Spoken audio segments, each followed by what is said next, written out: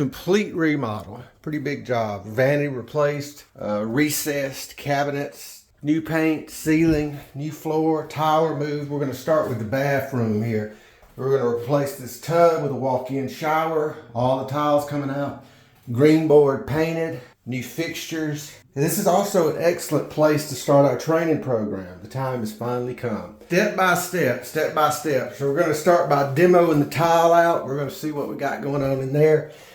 The real deal is we got to figure out, we might have to potentially move this plumbing.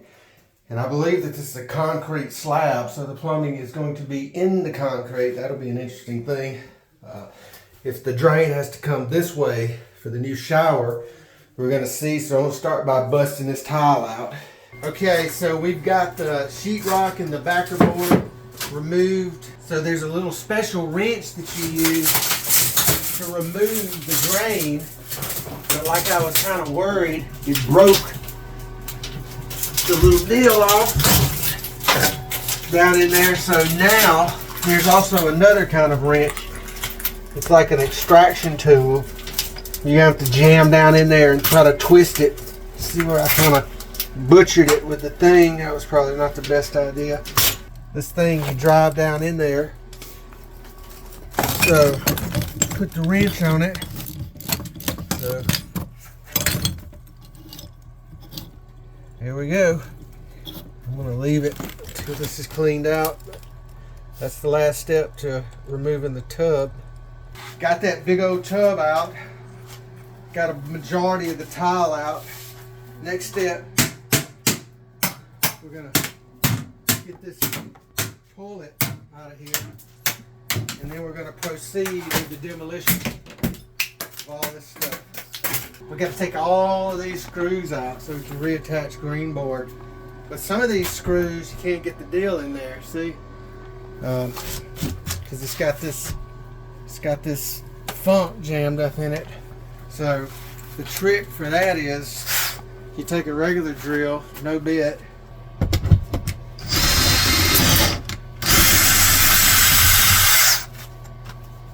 just unscrew it. There's a lot of them like that in here actually. Now phase 2 of this project is I'm going to cut this. So we're going to create a partition, a window, an opening from where the vanity is into the bathroom area. So all of this is coming out. The door frame's coming out. And that's what we're going to do today. Yep.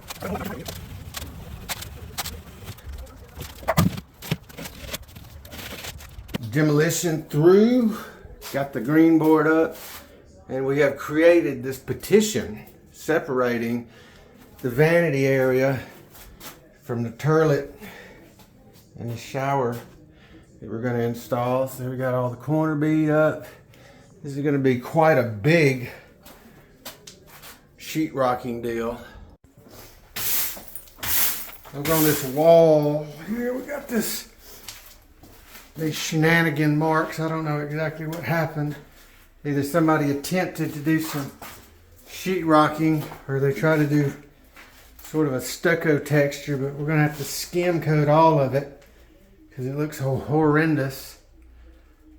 So that's what we're going to proceed to do.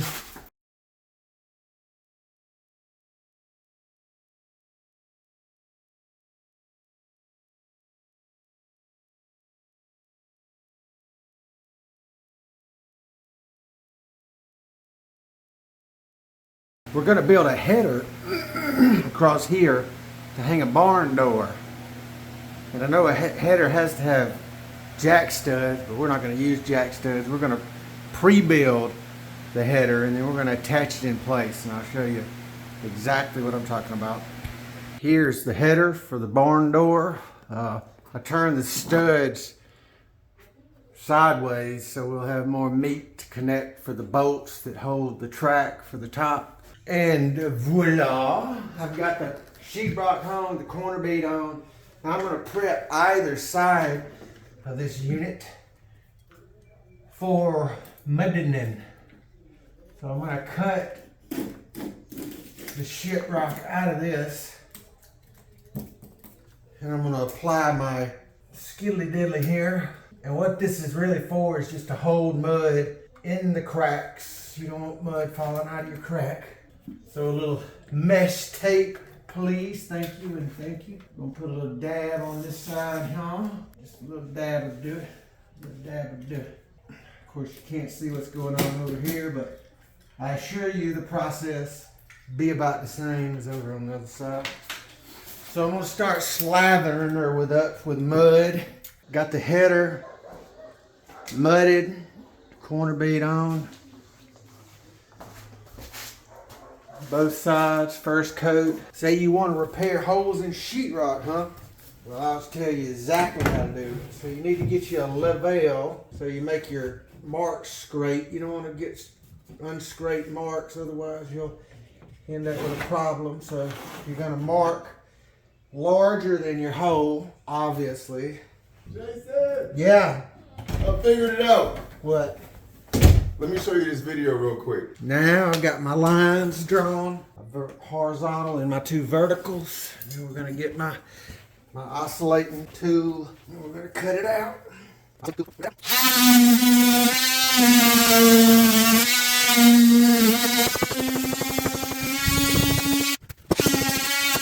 All right, so I've cut me a piece of wood. We're gonna put that on a furring strip. We're going to attach it inside to give us something to anchor to. And we got really lucky, there's a stud right there. Now we can measure our opening, 17 and a half. Snapping my lines.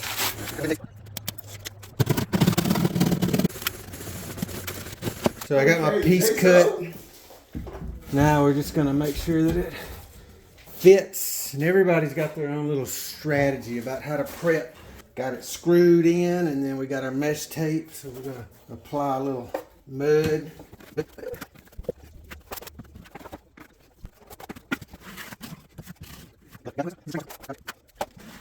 Got my little old first coat on, and then we'll sand it and slam another coat.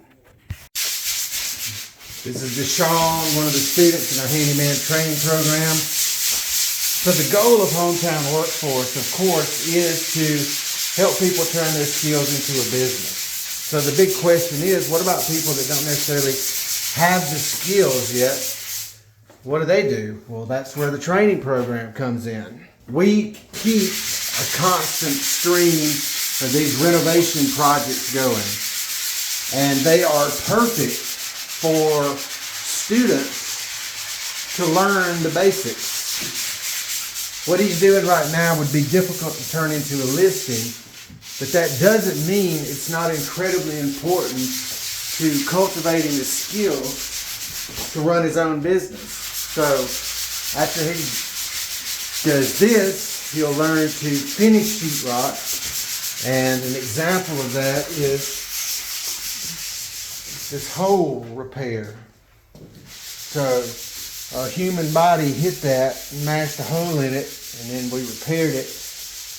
And somebody would pay $150 to have that hole done.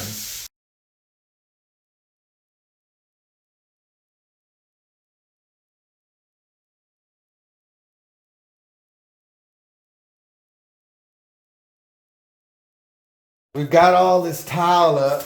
Now we're into the demolition of this mortar, this thin set. And it's redonkulously hard to do unless you have a tool. Now the tool makes a lot of racket. So you need ear protection, hearing protection. And it also makes a lot of dust. So dust suppression comes by way of a squirt bottle in most cases. We can get this squirt bottle to squirt. Yeah, so you just kind of wet the part that you intend on putting the stink on.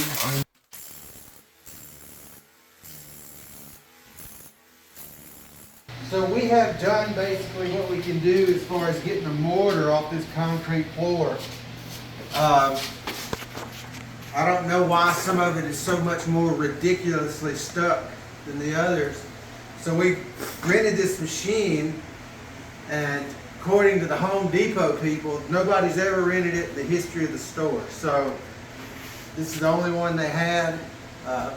They couldn't provide really any advice, so I watched a couple of videos, and I guess that makes me about as good, much of an expert on it as anybody. What we're gonna do is we've got little sections sectioned off, see with the black marker. So we're gonna run this sucker over it and see what you do. You just turn the vacuum on, you turn this thing on, and then they said make sure, or they didn't even say it, I just saw the thing that said make sure it's perfectly level here, otherwise it'll bind the motor up and it won't do right. So I got it level. You can also attach water, but we're not going to do that. I don't want to make a watery mess. Alright, so let's see what she's talking about. You got to lift it up to get it fired up or it'll bind up.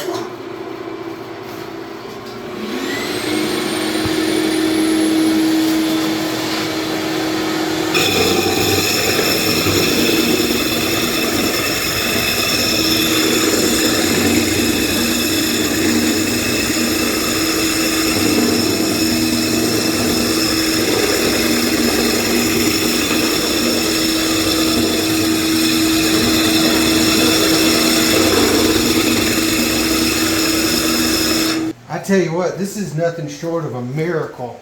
I mean, it's so smooth, you would never know that it ever had mortar on it.